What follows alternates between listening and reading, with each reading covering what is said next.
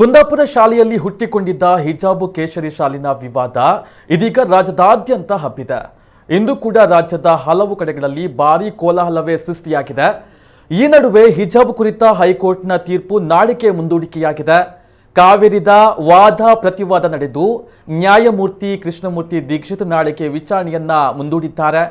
ಬೆಳಗ್ಗೆಯಿಂದ ಒಟ್ಟು 4 ಅರ್ಜಿಯ ವಿಚಾರಣೆಯನ್ನ ನಡೆಸಿದಂತಹ ನ್ಯಾಯಮೂರ್ತಿಯ ಮುಂದೆ ಅರ್ಜಿದಾರರ ಪರ ವಕೀಲರಾದ ಮೊಹಮ್ಮದ್ ತಾಹಿರ್, ಅಭಿಷೇಕ್ ಜನಾರ್ದನ್, ರಹಮತುಲ್ಲಾ ಕೊತ್ವಾಲ್, ದೇವದತ್ ಕಾಮತ್ ವಾದವನ್ನ ಮಂಡಿಸಿದ್ರೆ, ಸರ್ಕಾರದ ಪರವಾಗಿ ಅಡ್ವೊಕೇಟ್ ಜನರಲ್ ಪ್ರಭುಲಿಂಗ ನಾವಡ ದೆಹಲಿಯಿಂದ ವಿಡಿಯೋ ಕಾನ್ಫರೆನ್ಸ್ ಮೂಲಕ ಸರ್ಕಾರವನ್ನ ಪ್ರತಿನಿಧಿಸಿದ್ರು.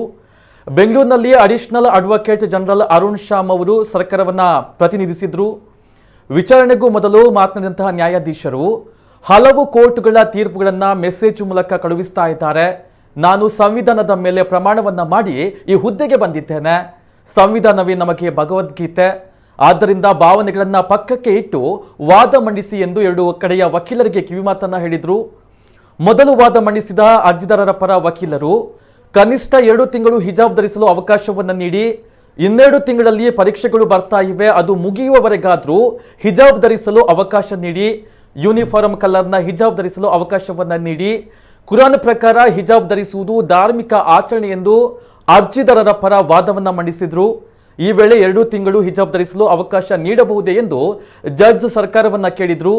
ಇದಕ್ಕೆ ಉತ್ತರಿಸಿದ ಅಡ್ವೊಕೇಟ್ ಜನರಲ್ ವಿದ್ಯಾರ್ಥಿಗಳಿಗೆ ವಿನಾಯಿತಿ ಬೇಕಾದ್ರೆ STMC ಬಳಿ ಕೇಳಲಿ, ಸಮವಸ್ತ್ರದ ಬಗ್ಗೆ ಶಾಲಾ ಆಡಳಿತ ಮಂಡಳಿ ನಿರ್ಣಯವನ್ನ ಕೈಗೊಳ್ಳಲಿ, ಸರ್ಕಾರ ಇದರಲ್ಲಿ ಮೂಗು ತೂರಿಸಲ್ಲ ಎಂದು ರಾಜಿ ಸೂತ್ರಕ್ಕೆ ಸರ್ಕಾರ ಒಪ್ಪಲಿಲ್ಲ ಎಂದು ನ್ಯಾಯಾಲಯಕ್ಕೆ ತಿಳಿಸಿದಾಗ ಮಧ್ಯಪ್ರವೇಶಿಸಿದ ನ್ಯಾಯಾಧೀಶರು ಕುರಾನ್ ವಿರುದ್ಧ ಸರ್ಕಾರ ಆದೇಶ ನಿರ್ದೇಶನ ನೀಡಲು ಸಾಧ್ಯವಿಲ್ಲ ಎಂದರು. ಈ ಮಧ್ಯೆ ಕೇರಳ ಹೈಕೋರ್ಟ್ ತೀರ್ಪು, Mumbai Madras high court, Malaysia supreme court, Shiroor Mutt ನೀಡಿದ ತೀರ್ಪಿನ ಬಗ್ಗೆ ಉಲ್ಲೇಖವಾಯಿತು. ಇಂದು ನಡೆದಂತಹ ಸುದೀರ್ಘ ವಿಚಾರಣೆಯ ನಡೆದ ನಂತರ ನಾಳೆಗೆ ವಿಚಾರಣೆ ಮುಂದೂಡಿ ನ್ಯಾಯಾಧೀಶರು ಆದೇಶವನ್ನು ನೀಡಿದ್ದಾರೆ.